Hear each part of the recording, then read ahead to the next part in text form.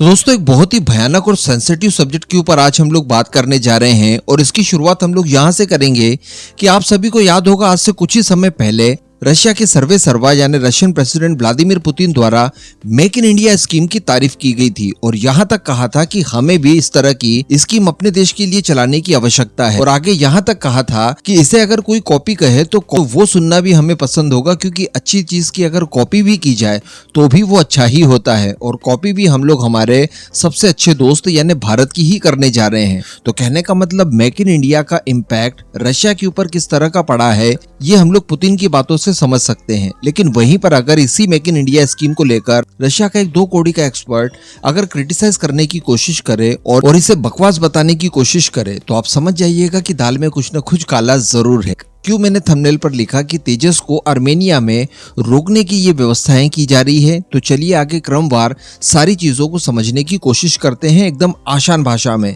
तो दोस्तों हम लोगों ने कल ही डिस्कशन किया था कि आर्मेनिया के अंदर भारत द्वारा रशिया को इस समय रिप्लेस किया जा रहा है और आर्मेनिया के लिए दूसरा रशिया इस समय भारत बन चुका है। अब रशिया को शुरुआत में तो इससे प्रॉब्लम नहीं थी, लेकिन अब एक्चुअली प्रॉब्लम होने लगी है, क्योंकि अब भारत बहुत बड़े स्केल पर अपने वेपन्स आर्मेनिया को बेचने लगा है। शुरुआत में रशिया भी ये सोचता था कि रह रहकर ये लोग ब्रह्मोस दे पाएंगे, जिसमें ऑलरेडी 50% शेयर उसी का है। इसके अलावा कुछ एंटी टैंक गाइडेड मिसाइल्स वगैरह दे देंगे, स्वाति रडार सिस्टम दे देंगे।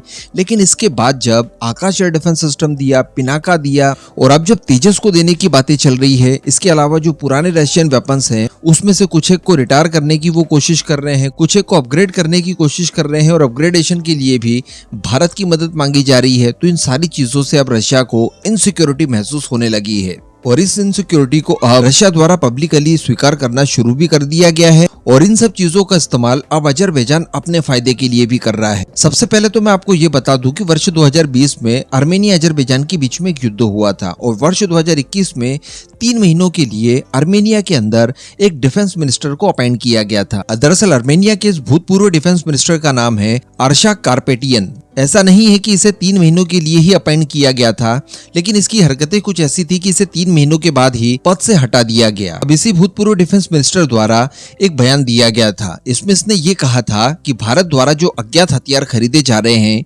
उनकी कोई क्रेडिबिलिटी नहीं है, उनके प्रदर्शन को लेकर भी संशय है और वो अपना प्रदर्शन करने में भी सक्षम नहीं है। यानी जो भारतीय हथियार आर्मेनिया द्वारा खरीदे गए हैं, जिनसे आर्मेनिया काफी खुश है और उन्हीं के आधार पर वो लगातार और हथियारों की डिमांड भारत से कर रहा है और लगातार खरीद रहा है, इन हथियारों को इन्होंने निष्क्रिय बताया है। अब ऐसा इन्होंने इसलिए कहा, डेफिनेटली इसके पीछे कारण ये हो सकता है कि इन्हें जैसे ही 3 महीनों के अंदर अपने पद से हटा दिया गया तो ये अपनी खींच आर्मेनिया की गवर्नमेंट से निकाल रहे हैं। खासकर निकोल पशिनियन, जो कि आर्मेनिया के इस समय प्राइम मिनिस्टर हैं, काफी लंबे समय से हैं और आगे भी लंबे समय तक वो बने रह सकते हैं।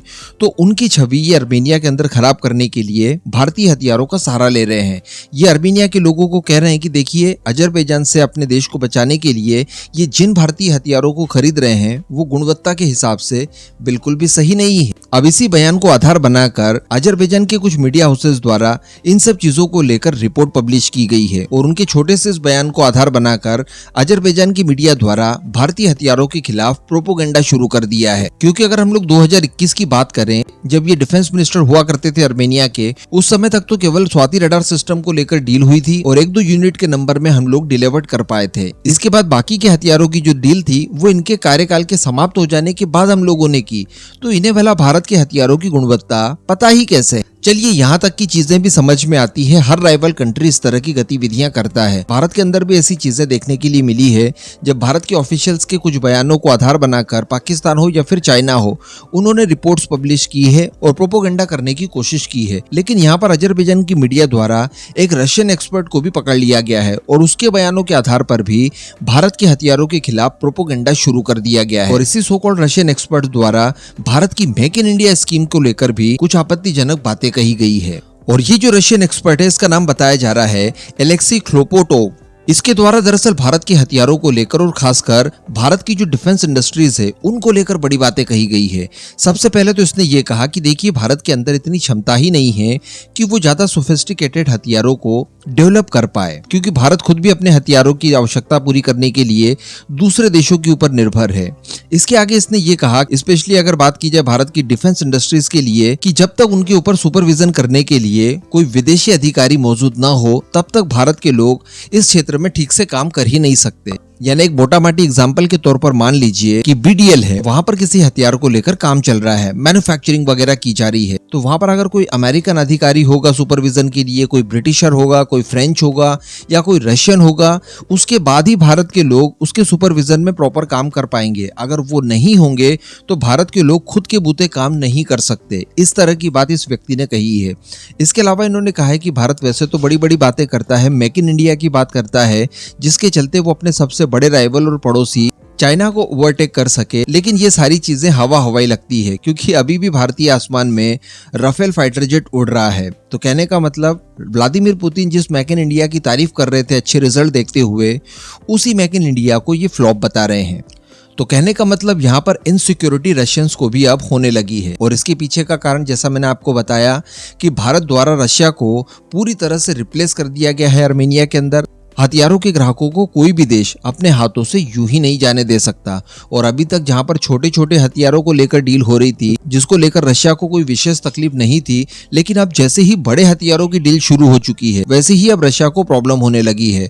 क्योंकि कुछ समय पहले इस तरह की बातें काफी तेजी से स्प्रेड हो रही थी कि अब आर्मेनिया और भारत के बीच में तेजस फाइटर जेट को लेकर भी डील हो सकती है, और ये उस डील का काउंटर होगा जिस डील में अजरबैजान चाइना पाकिस्तान से JF-17 खरीद रहा है। तो अगर तेजस फाइटर जेट खरीद लेता है आर्मेनिया, तो ये अजरबैजान के लिए तो बुरे सपने से कम नहीं होगा।